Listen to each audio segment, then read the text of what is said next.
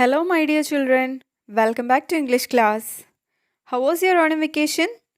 Did you enjoy well? Okay, now it's time to go back to your studies. In the last class, we were dealing with the vocabulary session, isn't it? Now, let's study one of the most important and at the same time confusing part of English, that is clauses or if clause.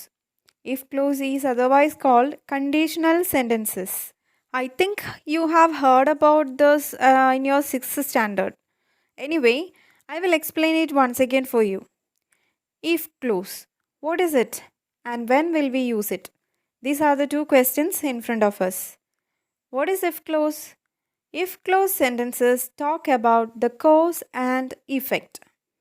If something is done, something will happen as a result of it. As we said earlier, it is also called conditional sentences. Actually, there are 4 types of clauses, but you have to study only one type. That is possible condition, type 1. If എന്ന് പറഞ്ഞാൽ എന്താണ്? ഇഫിൻ്റെ അർത്ഥം എങ്കിൽ എന്നാണ്. എങ്കിൽ ചില sentence നിങ്ങൾ കേട്ടിട്ടില്ലേ? നീ അങ്ങനെ ചെയ്യുകയാണെങ്കിൽ ഇങ്ങനെ സംഭവിക്കും. അങ്ങനെയുള്ള സെൻറ്റൻസസ് പറയാൻ വേണ്ടിയാണ് നമ്മൾ ഇഫ് ക്ലോസ് ഉപയോഗിക്കുന്നത്. I'll tell you an example. നീ നന്നായി പഠിക്കുന്നു എങ്കിൽ നീ വിജയിക്കും. നീ നന്നായി പഠിക്കുന്നുവെങ്കിൽ നീ വിജയിക്കും. ഈ എങ്കിലിൻ്റെ പ്രയോഗമാണ് ഇഫ് എന്ന വാക്ക് ചെയ്യുന്നത്. ഇതെങ്ങനെ നമ്മൾ ഇംഗ്ലീഷിൽ പറയും? Yes, if you study well you will pass. ഇങ്ങനെയുള്ള സെൻറ്റൻസ് നമ്മൾ സാധാരണ പറയാറുള്ളതാണ് അല്ലേ? പക്ഷേ ഇത്തരം സെൻറ്റൻസസിൽ കുറച്ച് കാര്യങ്ങൾ നമുക്ക് ശ്രദ്ധിക്കാനുണ്ട്. അതായത് ഇഫ് ചേർത്ത് പറയുന്ന സെൻറ്റൻസിൽ ചില റൂൾസ് ഉണ്ട്. അത് ടെൻസുമായിട്ട് റിലേറ്റഡ് ആണ്. If you study well you will pass. നമുക്ക് ഈ സെൻറ്റൻസിനെ രണ്ടായിട്ട് ഡിവൈഡ് ചെയ്യാം. You can see A comma in between. ആ കോമയുടെ അവിടെ വെച്ചിട്ട് നമുക്കതിനെ രണ്ടായിട്ട് ഡിവൈഡ് ചെയ്യാം. ഇഫ് ചേർത്ത് വരുന്ന സെൻറ്റൻസുകൾക്ക്, അതായത് കണ്ടീഷണൽ സെൻറ്റൻസുകൾക്ക് എപ്പോഴും 2 ഭാഗങ്ങളുണ്ടാവും, അല്ലെങ്കിൽ 2 ക്ലോസുകളുണ്ടാവും. ക്ലോസ് എന്നാണ് ആ ഭാഗങ്ങൾക്ക് പറയുന്നത്. ഒരു ക്ലോസ് എന്ന് പറഞ്ഞാൽ എന്താണ്? ഒരു ഭാഗം, ഒരു portion. If you study well എന്ന ഒരു ഭാഗം അല്ലെങ്കിൽ ഒരു ക്ലോസും യു വിൽ പാസ് എന്ന ഒരു ക്ലോസും. ഫസ്റ്റ് പാർട്ട് അല്ലെങ്കിൽ first close, if you study well, നീ നന്നായി പഠിക്കുന്നുവെങ്കിൽ. ആ ക്ലോസിന് പൂർണ്ണമായ ഒരു അർത്ഥമില്ല. നീ നന്നായി പഠിക്കുന്നുവെങ്കിൽ അവിടെ കൊണ്ട് അത്രയും മാത്രം പറഞ്ഞാൽ നമുക്ക് എന്തെങ്കിലും ഒരു അർത്ഥം പൂർണ്ണമാകുമോ? ഇല്ല. അതിൻ്റെ കൂടെ യു വിൽ പാസ് എന്നും കൂടി പറഞ്ഞാലേ അത് പൂർണ്ണമാകുള്ളൂ. അപ്പോൾ ഇഫ് ചേർത്ത് വരുന്ന ഭാഗത്തെ അല്ലെങ്കിൽ ക്ലോസിനെ ഗ്രാമറിൽ സബോർഡിനേറ്റ് ക്ലോസ് എന്നാണ് വിളിക്കുന്നത്, അല്ലെങ്കിൽ ഡിപ്പെൻഡൻറ്റ് ക്ലോസ് എന്ന് പറയുന്നു. അതായത് അതിന് പൂർണ്ണമായിട്ട് അർത്ഥമുണ്ടാവില്ല. അതെപ്പോഴും സെൻറ്റൻസിൻ്റെ തുടക്കത്തിലാവണമെന്ന് നിർബന്ധമൊന്നുമില്ല. ചിലപ്പോൾ ആദ്യ ഭാഗമായിട്ട് വരാം, ചിലപ്പോൾ രണ്ടാമത്തെ ഭാഗമായിട്ടും വരാം. അതായത് നമുക്ക് ഈ സെയിം സെൻറ്റൻസിനെ തിരിച്ചും പറയാം. You will pass if you study well. ഇങ്ങനെ പറഞ്ഞാലും സെൻറ്റൻസ് കറക്റ്റാണ്.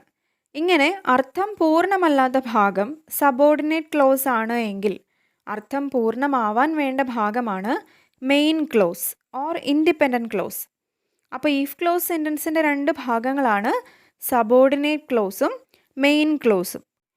Okay, now I will give you some more examples. If you invite her, she will come. നീ അവളെ ക്ഷണിക്കുകയാണ് എങ്കിൽ അവൾ വരും. If it rains, I will cancel the trip. മഴ പെയ്യുകയാണെങ്കിൽ ഞാൻ ട്രിപ്പ് ക്യാൻസൽ ചെയ്യും. If you help her, she will do the work easily. നീ അവളെ സഹായിക്കുകയാണെങ്കിൽ അവൾ ആ ജോലി എളുപ്പം ചെയ്യും. ഒരു കാര്യം പ്രത്യേകം ശ്രദ്ധിക്കണം. നമ്മൾ ഈ പറഞ്ഞ സെൻറ്റൻസുകളിലെല്ലാം വില്ലുണ്ട്. അതിൻ്റെ കൂടെ വന്നിരിക്കുന്ന വെർബിനെ നോക്കൂ, അതെല്ലാം പ്രസൻറ്റ് ടെൻസിലാണ്, അതായത് V1 ഫോമിലാണ്. അപ്പോൾ സബോർഡിനേറ്റ് ക്ലോസിൽ ഇഫ് ചേർന്ന് വരുന്ന ഭാഗത്ത് പ്രസൻറ്റ് ടെൻസിലുള്ള വെർബ് ആയതുകൊണ്ട് മാത്രമാണ് മെയിൻ ക്ലോസിൽ വിൽ പ്ലസ് V1 വന്നിരിക്കുന്നത്. സെൻറ്റൻസിൽ ഇഫും സബ്ജക്റ്റും കഴിഞ്ഞ് വരുന്ന വെർബ് ഏത് ഫോമിലാണെന്നുള്ളതനുസരിച്ചായിരിക്കും സെക്കൻഡ് പാർട്ടിലെ വേർബ് ഫോം. നിങ്ങൾ നേരത്തെ പഠിച്ചിട്ടുള്ളതല്ലേ വേർബ് ഫോംസൊക്കെ? പ്രസൻറ്റ്, പാസ്റ്റ്, പാസ്റ്റ് പാർട്ടിസിപ്പിൾ, അല്ലെങ്കിൽ നമ്മൾ അതിനെ V1, V2, V3 എന്ന് വിളിക്കും. ഇവിടെ നമ്മൾ നോക്കേണ്ട ഇത്രയേ ഉള്ളൂ.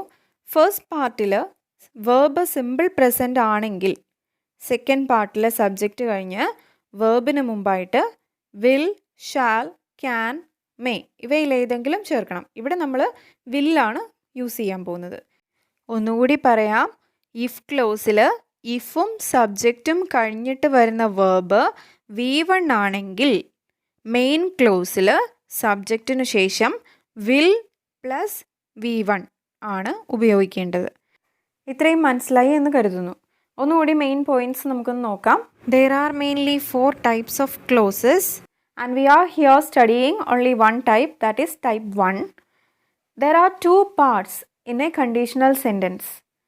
First one subordinate clause and the second one is main clause. Subordinate clauseൽ വേർബിൻ്റെ present form ആണ് ഉപയോഗിച്ചിരിക്കുന്നതെങ്കിൽ മെയിൻ ക്ലോസിൽ subject plus will plus V1 എന്ന് ഉപയോഗിക്കണം. Okay, now let's move on to our textbook. Take page number 38. Read these sentences. If you get a good education, you will grow wings of fire. If you get a good education, comma, you will grow wings of fire. If water freezes at 0 degrees Celsius, it becomes ice.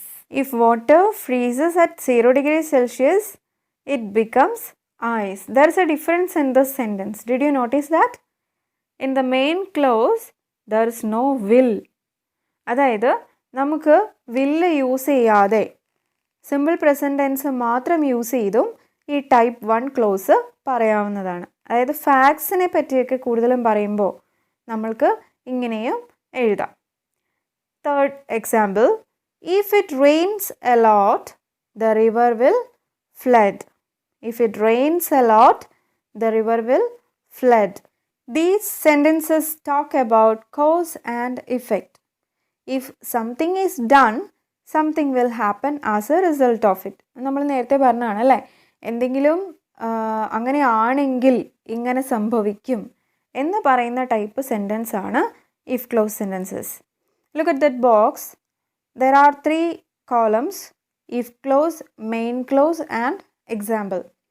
In the first column, that is if clause, you can see it is same, if plus present tense. That means if clause part will be same always, if plus present form of the verb. In the main clause, either we can use will plus infinitive. Infinitive is the base form of the verb, that is V1 itself. We can write will plus V1 or simple present tense. Both are right. Now look at the examples. If you get a good education, you will grow wings of fire. In the first part, look at the verb. If you get is the V1 form of the verb, so you should use subject plus will plus V1 in the main clause. You will grow wings of fire. Now look at the second example. If water freezes to 0 degrees Celsius, it becomes ice.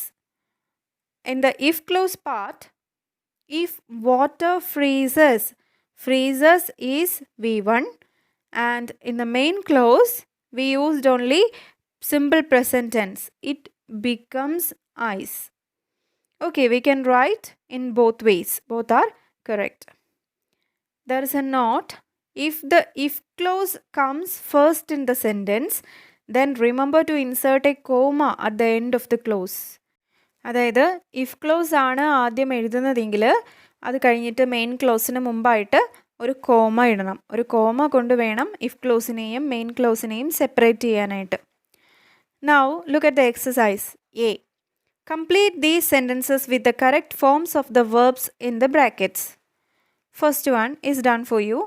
If you heat up water, it will turn into vapor. If you heat up is V1, and look at the main clause. It will turn into. Turn is also V1. Look at the next one. If you dash my raincoat, I dash it to you. If you dash my raincoat. The verb given here is need, and we should use the V1 form of the verb, that is need itself. If you need my raincoat. ഇവിടെ നിങ്ങൾക്ക് ചിലപ്പോൾ സംശയം വരാം, U എന്ന് പറയുന്നത് singular ആണല്ലോ ഇവിടെ, പിന്നെ എന്താണ് നീഡ് എന്ന് പറഞ്ഞത്, നീഡ്സ് ഉപയോഗിക്കാഞ്ഞത് എന്താണെന്ന്. സിംഗുലർ സബ്ജക്റ്റ് വരുമ്പോൾ വെർബിൻ്റെ കൂടെ എസ് ഓർ എസ് ചേർക്കണം എന്നാണല്ലോ റൂള്. പക്ഷേ എന്തുകൊണ്ടാണ് ഇവിടെ യു എന്ന സബ്ജക്റ്റ് വന്നപ്പോൾ വെർബിൻ്റെ കൂടെ എസ് ഓർ എസ് ചേർക്കാഞ്ഞത്? യുവിനെ നമ്മളൊരു പ്ലൂറൽ സബ്ജക്റ്റ് ആയിട്ടാണ് കണക്കാക്കുന്നത്. അത് സിംഗുലർ ആയിട്ടാണ് വരുന്നതെങ്കിലും പ്ലൂറൽ ആയിട്ടുള്ള രൂപത്തിലാണ് വരുന്നതെങ്കിലും നമ്മൾ അതിനെ എപ്പോഴും പ്ലൂറൽ ആയിട്ട് തന്നെയാണ് കണക്കാക്കുന്നത്. അപ്പോൾ അതുകൊണ്ട് യു സബ്ജക്റ്റായി വരുമ്പോൾ നമ്മൾ വെർബിൻ്റെ കൂടെ എസ് അല്ലെങ്കിൽ ഇ എസ് ചേർക്കേണ്ട ആവശ്യമില്ല. V1 അങ്ങനെ തന്നെ എഴുതിയാൽ മതി, റൂട്ട് ഫോം തന്നെ എഴുതിയാൽ മതി. If you need my raincoat I will lend it to you. I will lend it to you. I hope you got it. Okay, do the next two questions as your homework. Now look at the next exercise, that is exercise B. Match the words in A with the correct words in B to make complete sentences. You should read all the questions carefully and find out the second part which is suitable to A, column A. Okay, one is given as an example. They will go on a holiday if they have time. This exercise is also your homework. Read column A carefully and find out the suitable second part from column B.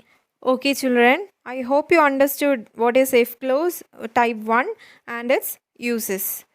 Let's wind up for today. Thank you. Have a nice day.